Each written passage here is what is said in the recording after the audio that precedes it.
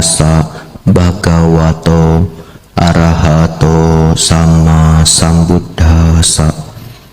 Namo tassa bhagavato arahato sama sambuddhassa. Namo tassa bhagavato arahato sama sambuddhassa. Kalena dhamma sawanang etang manggalamutaman.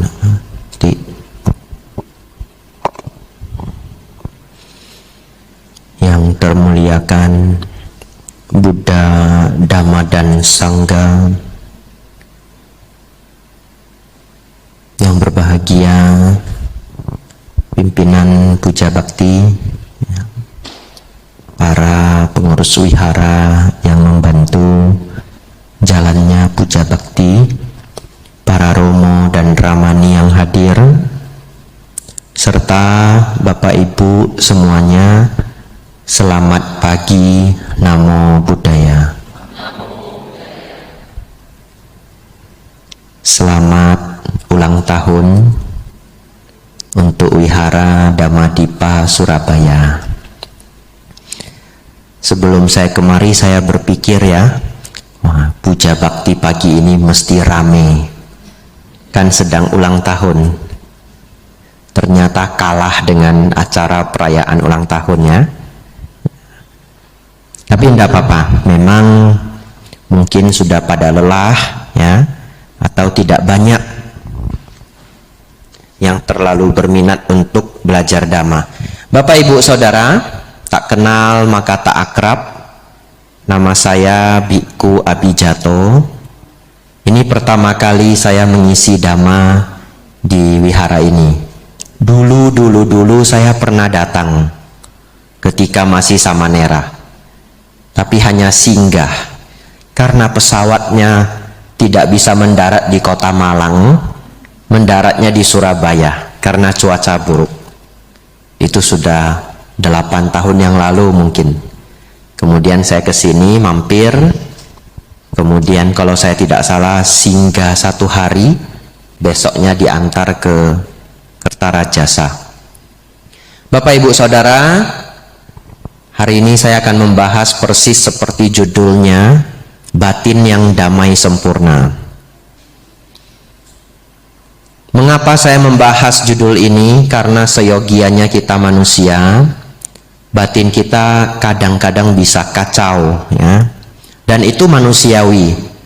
Ya, manusiawi, batin yang bergejolak, kadang bahagia, kadang bosan, kadang suntuk ya. Kadang banyak masalah. Kadang gelisah tapi tidak ada persoalannya. Pernah mengalami? Gelisah saja begitu ya. Pokoknya gelisah saja. Nah, itulah manusia. Perasaan kita bergejolak dan itu bagian dari duka. Obatnya apa? Nah, saya sudah buat resep ya, panjang sekali. Ya, karena dulu saya jualan obat, jadi terbiasa dengan resep.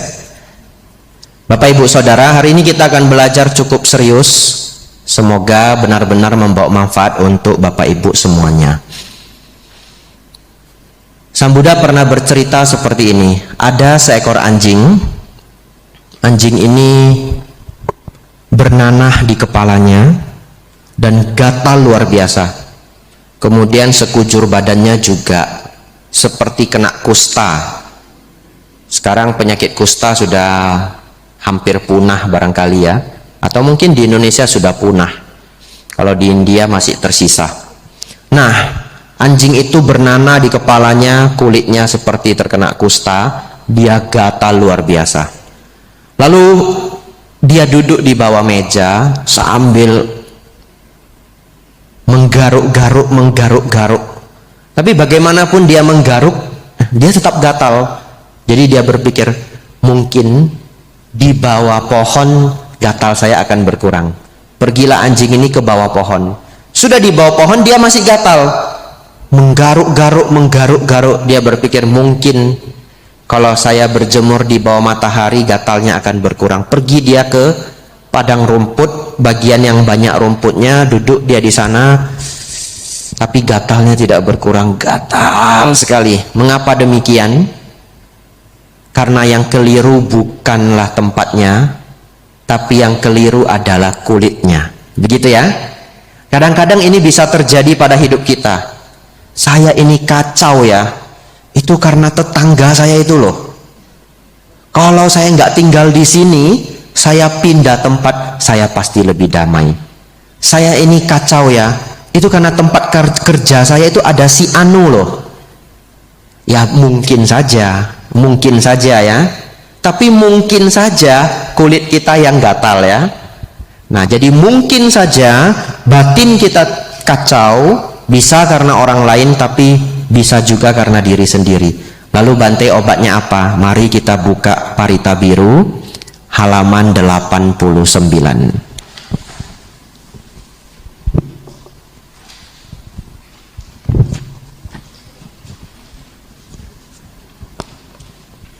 Karania Metta Sutta ya. Jadi ini buku lama. Kalau buku baru sudah lebih besar, mungkin halamannya berubah. Bapak Ibu Saudara, Karania Metta Sutta ini banyak menjadi parita pujaan bagi umat Buddha. Dan tidak jarang umat Buddha menghafal Karania Metta Sutta tapi tidak menghafal yang lain. Benar-benar menghafal Karania Metta Sutta. Nah, jadi ini termasuk parita favorit. Dan banyak yang berpikir karena parita ini berhubungan dengan makhluk-makhluk baik yang tampak maupun yang tidak tampak, besar maupun kecil dan sebagainya. Kadangkala parita ini dianggap parita pengusir hantu. Kalau sudah dibaca hantunya juga belum mau pergi, baru manggil Bante gitu ya. Berarti saya yang baca tidak mempan gitu. Tapi Bapak Ibu Saudara, ya boleh saja bagaimana masyarakat memaknai parita ini, boleh saja. Tapi sesungguhnya parita ini adalah parita pendamai batin. Iya, parita pendamai batin. Lalu mungkin ada yang berpikir, Bante, saya pernah Bante batin saya kacau. Saya sudah baca ini 8 kali Bante. Lah, belum damai Bante. Kok begitu? Nah, mari kita baca isinya. Barangkali dia belum baca isinya, betul ya? Kalau sudah baca isinya, kita pahami, ketika nanti membaca parita ini lagi akan berkhasiat. Silahkan dibuka halaman 91. Tidak akan saya baca semuanya, kita baca bagian yang penting saja. Konsentrasi semuanya ya. Ya, hari ini Puja Bakti Cita Rasa Damaklas. Ya. Inilah yang patut dikerjakan oleh ia yang tangkas dalam hal yang berguna, yang mengantar ke jalan kedamaian. Betul? Ya, kalimat ketiga ini penting sekali ya. Yang mengantar ke jalan kedamaian. Artinya, lakukanlah ini, Anda akan damai. Yang pertama, sebagai orang yang cakap, jujur, tulus, mudah dinasehati, lemah lembut, tidak sombong. Kemudian merasa puas atas yang dimiliki, mudah dirawat, tidak repot, bersahaja hidupnya, berindria tenang, penuh pertimbangan, sopan, tak melekat pada keluarga-keluarga. Selanjutnya, tidak berbuat kesalahan walaupun kecil yang dapat dicela oleh para bijaksanawan, senantiasa bersiaga dengan ujaran cinta kasih. Semoga semua makhluk berbahagia dan tentram. Semoga semua makhluk hidup berbahagia. Nah, bahkan di syair inilah kalimat yang sangat terkenal Sabe Sata Bawantu Sukitata itu ditemukan. Bapak Ibu Saudara, kita sudah baca 3 paragraf. Belum damai Bante. Iya, belum damai. Karena kedamaian itu bisa muncul apabila yang ini dipraktekkan. Betul ya? Karena ini semuanya adalah nasihat. Jadi kalau kita baca saja berulang-ulang, Karania Mata Kusalena Yantang Santang Padang Abisameca. Sudah damai belum ya? Ya, damai ya, tapi tidak maksimal. Bapak Ibu Saudara, memulai dari 3 paragraf ini sudah saya rangkum. Ternyata Karania Metta Sutta yang tadi kita baca itu mengandung nasihat 7+1. Ya, 7+1. Nanti Bapak Ibu hafal ya, 7+1. Apa itu 7+1? Yang pertama, jujur. Yang kedua, rendah hati. Yang ketiga, merasa puas. Yang keempat, mudah dilayani. Yang kelima, tidak sibuk. Yang keenam, tidak melekat pada keluarga-keluarga. Dan yang ketujuh, tidak berbuat kesalahan walaupun kecil. Kita bahas ini pelan-pelan, lalu nanti sembari saya bahas kita hafal pelan-pelan. Semoga pulang puja bakti pagi hari ini hafal 7+1 ya. Cukup banyak memang 7. Kita mulai yang pertama, jujur. Lah, apa hubungannya jujur dengan damai ya? Bapak Ibu Saudara, ternyata kejujuran itu, bahkan Sang Buddha tulis di dalam Parita, sungguh jujur. Karena kenapa? Karena salah satu yang membuat kita tidak damai adalah kebohongan. Begitu kita berbohong, potensi ketidakdamaian muncul. Bahkan kalau orang yang belum terampil berbohong, begitu berbohong langsung gelisah 2 jam, betul ya? Kalau yang sudah terampil ya barangkali dia tidak gelisah, tapi dia kumpul-kumpul potensi itu. Dan lama-kelamaan banyak sekali ketidakcocokan antara apa yang dia ucapkan dengan kenyataan. Dan kenapa bisa membuat tidak damai? Karena kalau sudah bohong satu, nanti berantai, betul ya? Sudah bohong A, nanti ketemu kasus yang sama harus ditutupi dengan kebohongan lagi, ditutupi dengan kebohongan lagi, ditutupi dengan kebohongan lagi. Kemudian nanti ketemunya orang tersebut sebulan yang akan datang, diceritakan kebohongan itu, yang bohong pun sudah lupa, betul ya? Saya bulan yang lalu ngomong apa sama dia ya? Aduh gawat ini. Nah, lalu harus menciptakan kebohongan baru, dan itu menjadikan kita tidak damai. Kalau orang jujur itu plong sekali, dan ditanya sebulan yang akan datang, setahun yang akan datang, 3 tahun yang akan datang pun jawabannya sama, betul ya? Karena tidak bohong, kecuali lupa. Yang kedua, Bapak Ibu Saudara, yang ini agak sulit. Jujur dengan diri sendiri. Nah, apa ciri-ciri orang yang mau jujur dengan diri sendiri? Kalau diberi kritikan itu direnungkan, betul ya? Tapi kritikan itu memang nggak mengenakkan. Jadi begitu kita dikritik, ego kita itu sudah maju duluan untuk mempertahankan harga diri kita. Oke lah, barangkali pada umumnya orang itu akan merasa terganggu, dia akan bertahan. Namun kalau Bapak Ibu nanti sepulang dari tempat tersebut, renungkanlah. Barangkali kritikan itu benar ya. Dan itu bagian dari jujur dengan diri sendiri. Yang kedua, rendah hati ya.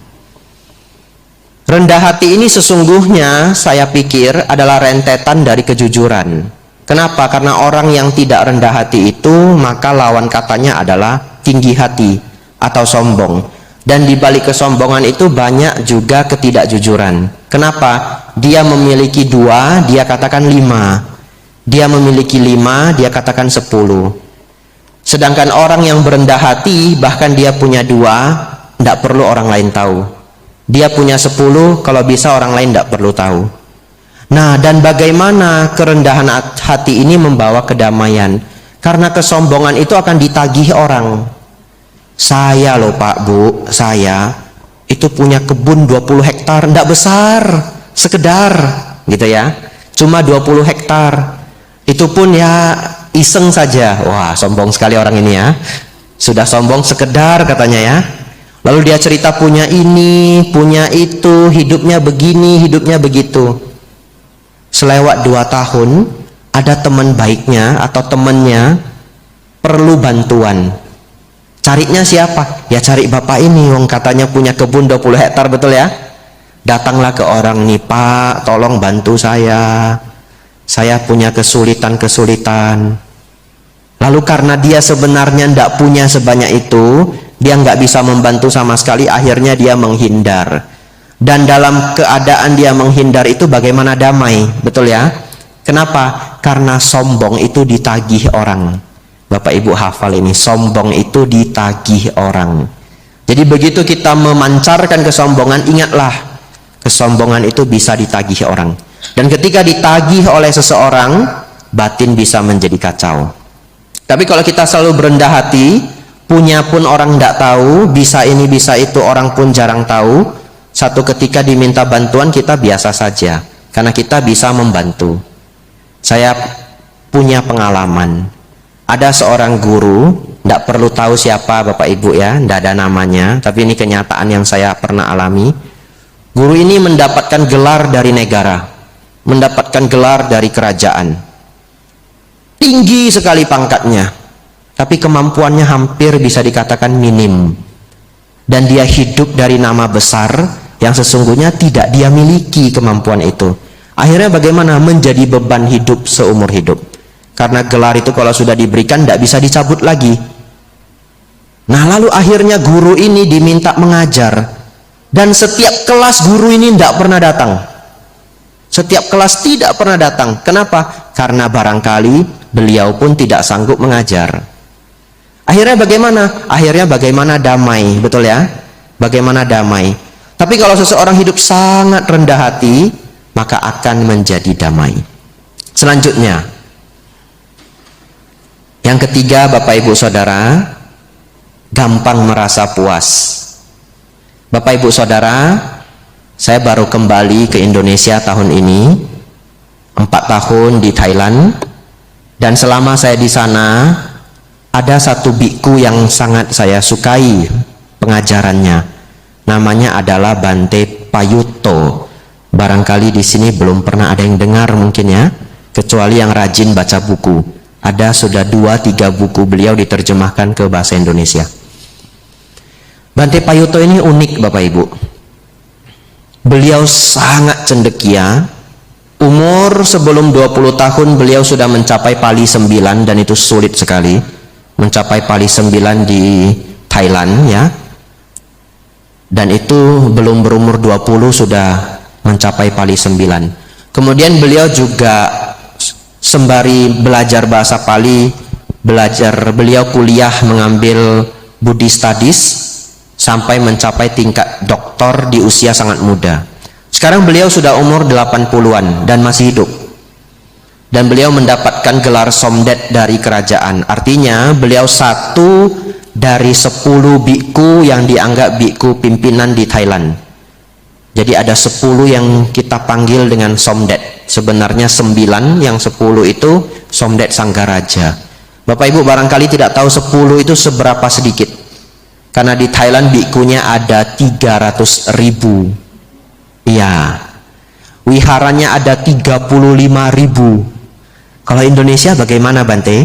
Kalau Sangga Theravada Indonesia pembinaannya hampir 500 wihara seluruh Indonesia, bikunya lebih kurang 100. Makanya mau ditempatkan satu wihara satu biku pun tidak cukup ya. Lalu kalau Thailand bagaimana Bante? Thailand itu populasi negaranya itu 80 juta jiwa, 90%-nya Buddhis. Kalau Indonesia Bante, kita lebih kurang 270 juta jiwa, betul? Betul ya? Agama Buddhanya berapa? 7%.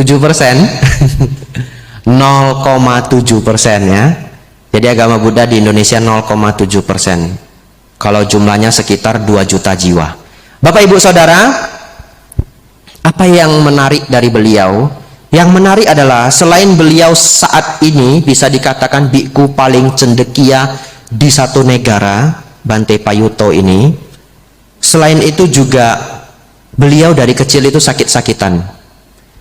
Jadi kecil saja beliau sudah operasi beberapa kali.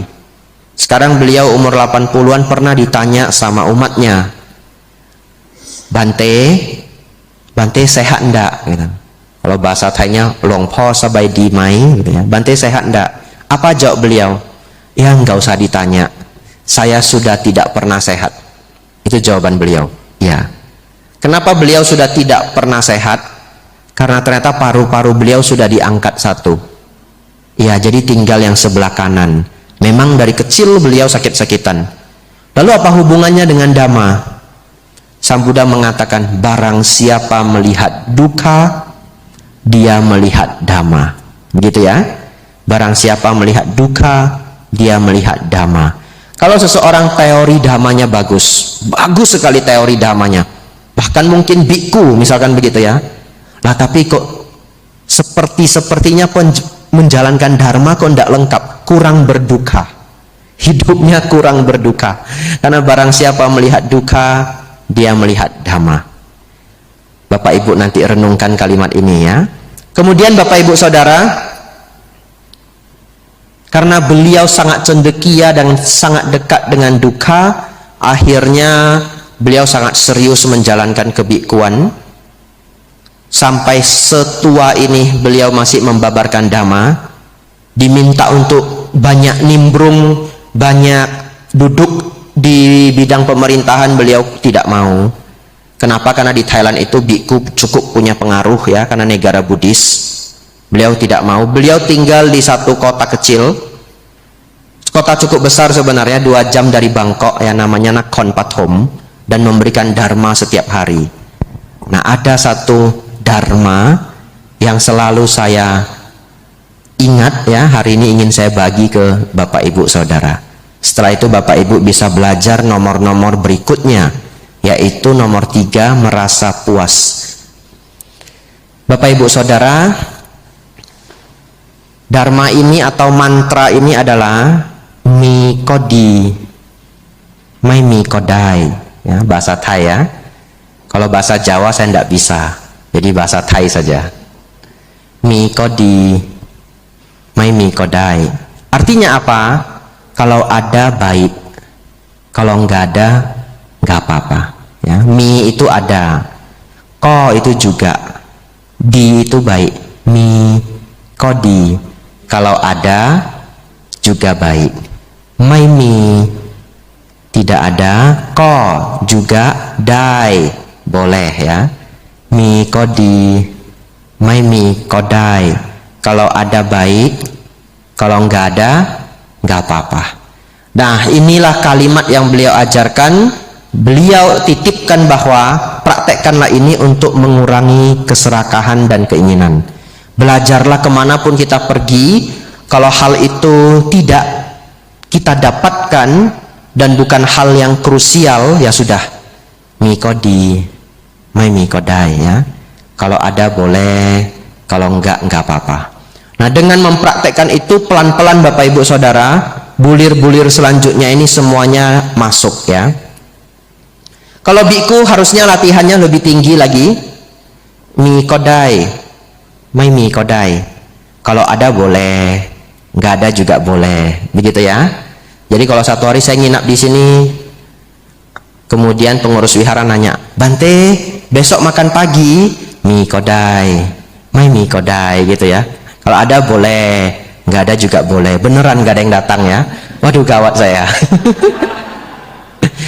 Siangnya nanya lagi, Bante makan siang Bante, mikodai, mai mikodai, nggak ada pula yang datang ya. Nah, puasa saya 2 hari ya. Malamnya, Bante besok makan pagi, iya saya makan pagi. Jangan pakai mantra lagi ya. Bapak Ibu Saudara, nomor 3 itu merasa puas, nomor 4 mudah dilayani. Saya pikir 2 ini kita gabung saja supaya gampang hafalnya. Karena kalau orang yang merasa puas, hidupnya pun memang mudah dilayani, begitu ya. Kenapa harus belajar merasa puas? Ini penting sekali. Karena cara kerja pikiran kita itu memang tidak pernah terpuaskan. Ya, manusia itu punya sifat sulit terpuaskan. Dan apa yang kita dapatkan, setelah kita dapatkan kita bahagia, kemudian kebahagiaan itu akan menguap pelan-pelan, menguap pelan-pelan. Maksudnya apa? Masih ingat dulu kalau punya cita-cita ingin punya motor atau mobil kesayangan, terserah pengalaman Bapak Ibu Saudara. Coba renungkan hari pertama motor atau mobil kesayangan itu datang. Hari pertama, senang sekali ya. Belum berdebu sudah dilap begitu ya. Wah, hati-hati nanti kena matahari, ditutup kan begitu ya. Dan sebagainya. Pertanyaan saya, kalau sudah 1,5 tahun, bangun pagi-pagi kita lihat motor atau mobil kesayangan kita itu, apakah bahagianya sama dengan hari pertama? Beda ya. Apalagi kalau sudah 3 tahun, apalagi kalau sudah 5 tahun. Kenapa? Karena kebahagiaan manusia itu menguap pelan-pelan. Kebahagiaan duniawi itu sifatnya menguap. Karena menguap, kita mau keinginan yang lain. Oleh karena itu, kita sulit terpuaskan. Supaya Bapak Ibu nanti mudah terpuaskan, belajarlah bersyukur ya, belajar bersyukur, lalu sering-sering ya. Kalau apa yang tidak didapatkan nanti mikodi, mai mikodai, begitu ya. Lanjut nomor 5. Bapak Ibu Saudara, nomor 5 itu tidak sibuk. Dan ini kebenaran. Bante, batin saya selalu gelisah Bante. Saya jarang damai Bante. Mau meditasi sulit Bante. Ya iya, wong kerjanya nggak pernah libur pagi sampai pagi, betul ya? Bagaimana bisa damai? Karena terlalu sibuk. Namun namanya hidup di kota, betul ya? Pasti banyak kesibukan. Oleh karena itu saya beri saja saran. Bapak Ibu kalau sibuk harus well manage ya. Well manage itu diatur dengan baik. Sibuk itu belum tentu produktif. Jadi nanti renungkan kalimat saya. Semoga kesibukan bisa dikurangi, produktivitas bisa ditambah. Bagaimana caranya? Misalkan membudidayakan mencatat. Takut apa yang dikerjakan nanti kelupaan. Pagi-pagi bangun dicatat dulu, hari ini apa yang mau saya kerjakan. Kalau hal yang dikerjakan itu hal yang sangat penting, pakailah checklist ya, buat checklist. Kenapa demikian? Karena Bapak Ibu mungkin tahu, perusahaan pesawat yang sebesar itu, mereka itu tidak boleh ada error kecil pun bisa mengakibatkan kefatalan. Bagaimana cara perusahaan pesawat yang sebesar itu menjalankan sistemnya? Mereka selalu membuat daftar checklist. Apa saja yang harus dilakukan, tidak boleh miss.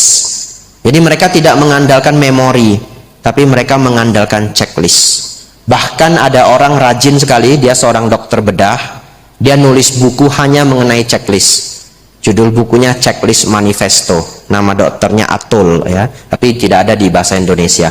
Artinya checklist ini adalah hal yang sangat serius. Jadi kalau Bapak Ibu Saudara hidupnya cukup sibuk, supaya mengurangi kesibukan agar batin menjadi lebih damai, biasakanlah mencatat.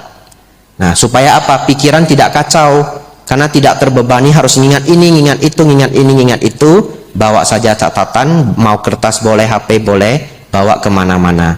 Kemudian yang kedua adalah supaya tidak terlalu sibuk, ada healingnya, begitu ya. Kan zaman sekarang maunya healing. Tapi healingnya itu bagaimana healing? Ya bisa healing secara dhamma. Misalkan seminggu sekali ikut puja bakti, ya, atau kalau ada kesempatan ngambil atas sila di rumah, atau ikut retreat, begitu ya. Dan saran saya juga, apabila Bapak Ibu sangat sibuk, aturlah juga jadwal istirahat. Ada seorang psikolog sangat terkenal, namanya Jordan Peterson, seorang Kanada. Dia jadi psikolog klinis selama 30 tahun. Psikolog klinis itu artinya apa?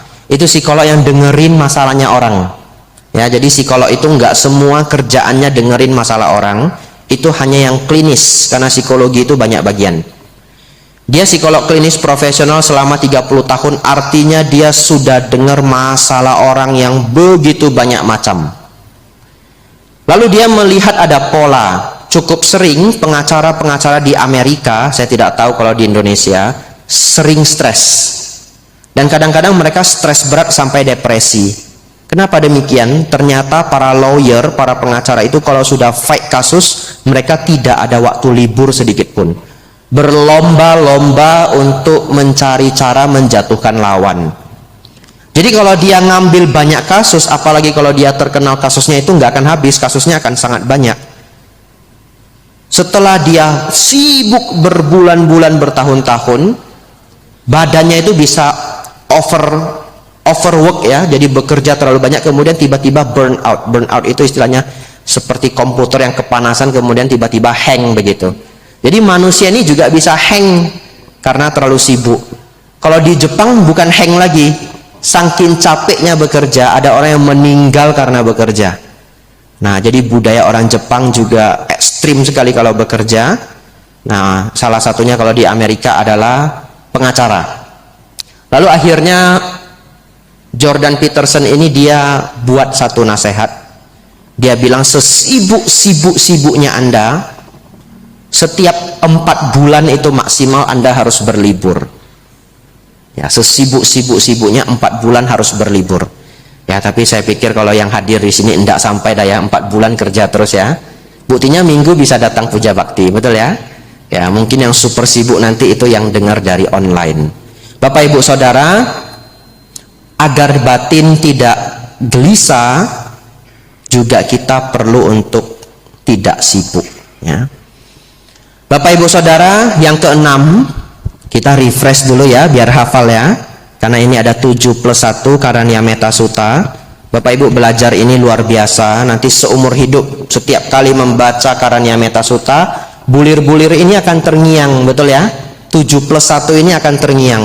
1, jujur. Yang kedua, rendah hati. Yang ketiga, merasa puas. Yang keempat, mudah dilayani. Yang kelima, tidak sibuk. Yang keenam, tidak melekat pada keluarga. Ya, ini cukup sulit dipahami, terlebih oleh masyarakat pada umumnya. Karena siapa yang tidak sayang dengan keluarga ya, sudah menjadi barang tentu kita sayang dengan keluarga. Bapak Ibu Saudara, hari ini kita akan belajarlah mengurangi kemelekatan, dan itu bukan berarti tidak sayangnya. Silakan Bapak Ibu sayangi orang tua, sayangi anak Bapak Ibu Saudara, tapi belajar kurangi kemelekatan. Maksudnya bagaimana? Kalau sayang dengan orang tua, kemana-mana ingat orang tuanya, pulang bawa makanan, begitu ya. Pergi jalan-jalan jauh, pulang bawa oleh-oleh untuk orang tua. Ketika orang tuanya sedang sendiri ditemani, kalau orang tuanya sakit dijaga dan sebagainya. Itu menyayangi orang tua. Lalu kita sadar orang tua kita pun akhirnya akan sakit, tua dan mati, betul ya? Menyadari hal ini, kalau satu hari mereka menua, mereka sakit, bahkan ketika mereka meninggal, batin kita harus ready supaya tidak terlalu sedih, tidak terlalu sakit. Ada orang yang keluarganya meninggal, nangis sampai sejadi-jadinya, sampai mata menjadi rusak. Ya, sampai mata menjadi rusak. Dengan memiliki kebijaksanaan, kita paham bahwa semua orang akhirnya akan berlalu. Bapak Ibu Saudara, mending Bapak Ibu menyayangi namun tidak begitu melekati daripada sebaliknya. Ada orang dia tidak sayang orang tuanya, dalam artian perlakuannya sehari-hari. Ketemu orang tuanya mungkin bentak, tidak diberi perhatian, kalau sakit tidak diopeni dan sebagainya. Tapi ketika meninggal, waduh, menangis sedemikian rupa. Itu sebaliknya. Itu kurang menyayangi tapi sangat melekati. Secara dhamma yang terbaik adalah menyenangi namun kurangi kemelekatan. Tapi yang sulit itu bukan ke atas, yang sulit itu ke bawah, melekat dengan anak, begitu ya. Ya, melekat dengan anak. Bapak Ibu Saudara, sepanjang saya menjadi biku 8 tahun, Samaneran dan biku 8 tahun, sesekali, sangat jarang, sesekali saya mendapatkan curahan hati dari umat perumah tangga, Bante, anak saya sakit keras ya, dan beberapa penyakit itu sudah pasti tidak bisa disembuhkan. Waduh, beratnya sangat luar biasa. Bahkan saya yang menjadi biku ini, saya nggak tega mengatakan jangan melekat dengan anak, betul ya. Kalimat ini mau saya keluarkan saja nggak tega, karena saya tahu bahkan orang tua itu rela mati untuk anaknya, betul ya. Kalau bisa ganti badan ini untuk anak saya saja ya, semua orang tua mau, orang tua yang baik. Saya sampai nggak tega mengatakan jangan melekat dengan anak, nggak tega. Ya, saya hanya bisa mendengarkan, ya semoga mendapatkan yang terbaik apapun yang terjadi, semoga sabar dan kuat. Bapak Ibu Saudara, oleh karena itu mengurangi kemelekatan itu sangat penting. Kenapa? Kalau seseorang mendapatkan kasus seperti yang saya ceritakan tadi, walaupun dalam 8 tahun ini sedikit sekali yang saya temukan, penderitaannya tidak 100%, karena ada dhamma yang melindungi. Ya, keluarganya sakit, tentu tidak nyaman, tentu tidak tega dan sebagainya. Penderitaannya itu barangkali hanya 50%, karena ada dhamma yang menjaga batin kita. Kalau tidak ada dhamma, Bapak Ibu, bisa menderita, sedih sampai menjadi gila. Beneran? Sampai bisa menjadi gila. Sakit jiwa. Saya pun pernah ketemu umat Buddha, kasihan sekali. Anak dan ibunya meninggal di hari yang sama. Akhirnya bagaimana? Jadi sakit jiwa. Gak bisa ngomong, gak bisa ngapa-ngapain, dan sebagainya. Bapak Ibu Saudara, niat Sang Buddha mengajarkan dhamma pada kita, walaupun nasihat itu kadangkala kok kayaknya sulit diterima ya. Jangan melekat dengan anak, jangan melekat dengan keluarga, tetapi praktekkanlah pelan-pelan ya, supaya kalau ada bencana terjadi, penderitaan kita tidak 100%. Bapak Ibu Saudara, terakhir untuk nomor 7 ini, wah tidak terasa sudah 40 menit ya. Sebenarnya puja bakti itu batasnya 40 menit ya. Nambah sedikit tidak apa-apa ya, masih kuat ya Bapak Ibu Saudara. Nomor 7, tidak berbuat kesalahan walaupun kecil. Kenapa? Jangan meremehkan hal kecil Bapak Ibu. Satu ketika, ini kisah nyata ya, ini kisah nyata, benar-benar ada. Seorang putri dari Thailand berkunjung ke Indonesia. Jadi kalau kita ke Thailand, begitu dengar kata Indonesia, orang Thai ingatnya ini, ingatnya cerita ini. Jadi dulu ada seorang putri dari Thailand jalan-jalan ke Indonesia. Beberapa kali ya anak dari raja itu datang ke Indonesia. Apakah ke Jakarta Dhamma Cakak, kalau yang untuk zaman-zaman sekarang. Tapi dulu juga pernah ada anak raja, seorang putri datang ke Indonesia. Ketika dia datang, dia berkunjung ke tempat-tempat istimewa, barangkali istana dan sebagainya. Dia melihat ada tanaman di atas air, bunganya cantik sekali. Cantik sekali. Lalu dia minta bunga ini beberapa tangkai. Lalu mau dibawa ke Thailand. Tentu pejabat yang terkait memperbolehkan. Lah karena bunga itu sebenarnya nggak istimewa di Indonesia. Kalau mau ya boleh. Ya dibungkuskan kemudian dia bawa ke Thailand. Ini barangkali seperti acara kemarin, acara besar. Ya, pejabat kita juga membungkuskan apa? Tanaman, apa itu yang untuk anti, yang biasa ditanam di pinggir laut,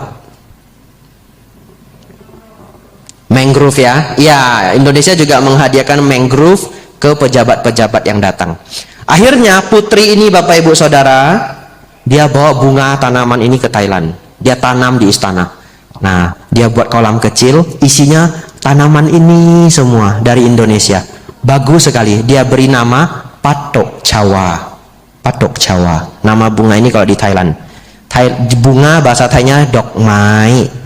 Dok Mai gitu ya. Nadanya harus pas loh ya. Tidak boleh salah. Nah, Dok Mai Patok Cawa. Akhirnya Bapak Ibu Saudara, satu ketika banjir, karena Thailand itu sangat sering banjir. Bunga ini hanyut ya. Bunga ini hanya sedikit, hanya satu kolam kecil di antara sungai yang sangat besar di Thailand. Sepele, tidak ada masalah. Lalu kemudian kaburlah bunga ini pergi ke laut, pergi ke sungai. Bapak Ibu tahu tanaman apa ini? Eceng gondok. Eceng gondok kan bunganya bagus sekali toh? Oh iya, eceng gondok ini kemudian kabur ke sungai. Sekarang Bapak Ibu silahkan jalan-jalan ke Thailand, eceng gondoknya banyak sekali, dan itu dari Indonesia. Bapak Ibu Saudara, setiap kita ingin melakukan kesalahan walaupun kecil, ingatlah si eceng gondok ini. Kalau bisa janganlah punya kesalahan walaupun kecil. Tahan diri ini, kan nggak ada yang lihat ya. Saya ambil aja ya, kayaknya nggak ada yang lihat ini. Ini juga kayaknya jumlahnya nggak bisa dihitung ini. Tak ambil aja dah ya. Begitu mau ambil Bapak Ibu, tiba-tiba suara saya muncul. Ingat eceng gondok Bapak Ibu. Oh ya, nggak jadi deh. Karena masalah kecil bisa menjadi besar, begitu ya. Bapak Ibu Saudara, itu bulir ke-7. Lengkap sudah 7 bulir. Saya ulang sekali lagi, mari kita hafal ya. Yang pertama jujur, yang kedua rendah hati, yang ketiga merasa puas atau bersyukur, yang keempat mudah dilayani, yang kelima tidak sibuk, yang keenam tidak melekat pada keluarga-keluarga, yang ketujuh tidak berbuat kesalahan walaupun kecil, ya. Bapak Ibu hafal ya, besok keluar ujian, ya. Terakhir 7 plus 1. Yang terakhir Bapak Ibu Saudara, menutup ceramah Dhamma saya hari ini adalah praktek Sabbe Satta Bhavantu Sukhitata. Semoga semua makhluk hidup berbahagia. Ini susah sekali Bapak Ibu. Kenapa saya katakan susah? Coba doanya apa? Semoga semua makhluk hidup berbahagia. Semua, Bapak Ibu yang bilang ya. Semua toh? Bapak Ibu yang bilang ya. Satu ketika Bapak Ibu ke tempat kerja, tempat dagang, tempat saudara, silakan. Kemudian ada satu orang nggak senang dengan kita. Baru ketemu kita sudah mencerca, sudah mencela. Lalu Bapak Ibu marah, ingin membalas, ingin kalau dia membentak, normalnya kita ingin ikut bentak, betul ya? Nah, bisa enggak? Ketika kita dibentak, dicela, dicerca, dibully, Sabbe Satta Bhavantu Sukhitata. Sudahlah. Yang penting dia berbahagia. Bisa enggak? Susahnya luar biasa. Betul ya? Padahal doanya kita apa? Semoga semua makhluk hidup berbahagia. Kata semua ini kan berarti yang senang dengan kita juga yang enggak senang dengan kita. Betul ya? Tapi ketika bertemu yang enggak senang dengan kita, sulitnya minta ampun. Sulitnya minta ampun. Tapi Bapak Ibu Saudara, kalau Bapak Ibu berani, Bapak Ibu sanggup, Bapak Ibu luar biasa, praktekkan ini. Caranya bagaimana? Satu ketika kita tahu orang ini nggak senang sama kita, kita tahu apapun yang kita lakukan akan salah di matanya. Kita tahu, bukan nggak tahu. Praktekkanlah ini. Ya sudah, saya sabar saja. Kalau saya tambah api, nanti dia juga semakin panas. Ya sudahlah. Semoga semua makhluk hidup berbahagia. Harapan saya semoga satu hari dia bisa lebih bijaksana. Tapi kita juga jangan dekat-dekati dia. Sudah tahu dia tidak senang sama kita ya, kita menghindar. Dia belok kanan, kita belok kiri. Dia ke kiri, kita ke kanan. Nanti ditanya, kamu kenapa menghindari saya terus? Nah memang apa aja yang kita kerjakan salah, begitu ya? Enggak, kebetulan, ya begitu ya? Artinya Bapak Ibu Saudara, ini bukan dhamma yang gampang dipraktekkan. Kedengarannya gampang. Sabbe Satta Bhavantu Sukhitata. Sandal saya hilang. Waduh, kenapa ini orangnya curi sandal saya? Kenapa dia nggak ada hati nurani? Waduh, ngomel setengah hari. Susah toh, sandalnya hilang. Sabbe Satta Bhavantu Sukhitata. Saya sial. Ya sudahlah, begitu ya. Ini intermezzo Bapak Ibu. Kalau Bapak Ibu ke India atau mungkin di mana saja sebenarnya, tempat Sang Buddha mencapai penerangan sempurna namanya Bodh Gaya. Kalau kita mau masuk itu di metal detektor. Barang kita di scan. Kenapa? Dulu pernah dibom. HP tidak boleh masuk. Kalau bawa kamera harus bayar. Lalu begitu kita sampai di pintu gerbang, kita sudah pengecekan begitu banyak level ya. Sampai di pintu gerbang utama, sandal tidak boleh masuk. Tapi itu India, bukan Jepang, bukan Singapura. Akhirnya sandal itu bagaimana? Harus diparkirkan. Dan kemungkinan hilangnya, kalau Bapak Ibu pakai sandal mahal itu 50-50. Ya, kecuali pakai swallow ya. Tapi siapa yang ke India pakai sandal murah begitu ya? Udah jauh-jauh, bayarnya pakai dolar, pasti pakai sandal yang bagus. Gimana biar nggak hilang Bapak Ibu? Ada dua cara. Cara paling aman, dibungkus, simpan di tas, betul ya? Nah, cara kedua, mudah-mudahan aman. Ini cara kedua, mudah-mudahan aman. Ini saya diajari orang. Sandal kiri taruh di ujung kiri, sandal kanan taruh di ujung kanan. Itu caranya. Jadi pas malingnya mau ngambil, wah ini merek bagus. Loh kok cuma satu? Dia cari, enggak ketemu. Nah, dia ambil yang lain. Nah, kecuali pencurinya ini punya effort luar biasa ya. Lain cerita, dia cari di kiri, dia cari di kanan. Tapi enggak mungkin kalau dia mau nyuri kan harus cepat-cepat, begitu ya. Ya, jadi satu di kiri, satu di kanan. Bapak Ibu Saudara, praktekkanlah Sabbe Satta Bhavantu Sukhitata pada suasana yang gampang maupun pada suasana yang sulit. Sudah hampir 50 menit ceramah dhamma saya, panjang sekali. Semoga bisa Bapak Ibu ingat, bisa Bapak Ibu praktekkan. Semoga Bapak Ibu Saudara semakin maju dalam dhamma, semakin maju dalam kehidupan. Sabe sata bhavantu sukhitata. Semoga semua makhluk hidup berbahagia.